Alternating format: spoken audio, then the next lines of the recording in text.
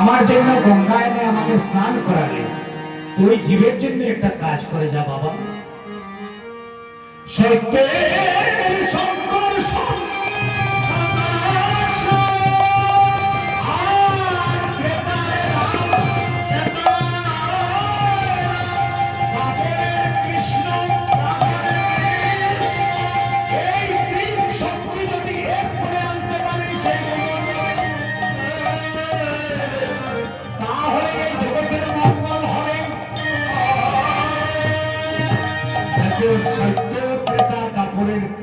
শক্তি এক করে নামের মধ্যে পূরণ হয়েছে।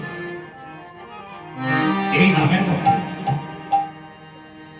যে বিগ্রহ, যে প্রেমের মূর্তি আমার শ্রীমান মহাপ্রভু, ওই তখন গঙ্গা জল তুলসী পত্র দিয়ে অদ্বৈত প্রভু আমার গৌরকে নামিয়ে আনল। বৈকুণ্ঠের আসন তলে দিয়েছিল বলে আমার গোবিন্দের আসন, বৈকুণ্ঠের আসন নাড়া দিয়েছিল অদ্বৈত প্রভুর গঙ্গাজল তুলসী পত্র ধরা যে আহ্বান করেছিলেন। এক দুই দিন নয়, 12টা বছর, যার জন্য অদ্বৈত প্রভুকে নাড়া বলে ডাকতেন, মহাপ্রভু নাড়া বলে ডাকতেন। তখন অদ্বৈত প্রভু বলেছিলেন, হে গঙ্গা, আমার মায়ের জন্য তো এনেছি ঠিক, কিন্তু তোমাকে একটি আদেশ করে যাচ্ছি আমি এই জগতের জীবের জন্য। দেখুন আমাদের জন্য কে কি করেছে, কারণ কলির জীব অনেক পাপ তাপ করবে। তুমি এই তিথিতে মধু কৃষ্ণ ত্রয়োদশীতে তুমি কিন্তু এই জায়গায় আগমন করবে, কারণ আমার ভক্তরা স্নান করবে এখানে এসে। এখনো হয় বাবাজিরা, প্রেম সবাই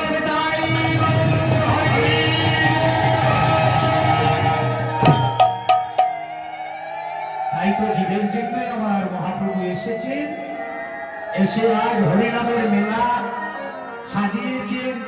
আর ওই হরিনামের মেলাতে হরিনামের দোকান আছে, এই দোকান থেকে নিয়ে যাবেন আপনারা, কে কি নেবেন। যে জন্য আজকে আমাদের বিদায় বেলা, এই বিদায় বেলা আগামী বছর এখানে যারা যারা আছেন, এমনকি আমাকে নিয়ে এই কথাটা বলছি, আগামী বছর এখানে দাঁড়িয়ে কীর্তন করতে পারবো আমি? মনে হয় না, বলা যায় না। যারা যারা আছেন আগামী বছর কি আসরে আসতে পারবেন? কারো বিশ্বাস আছে? কেউ হয়তো আসতেও পারবেন না। কেন? যদি এখান থেকে যাওয়ার পর যদি বংশীধ্বনি হয়ে যায়। যেজন্য আজকে বিদায় বেলা কেউ কাউকে বিদায় দিতে পারে না বাবা। ওরে কাদের পালা শেষ হইলে এই আসর ভেঙে যাবে।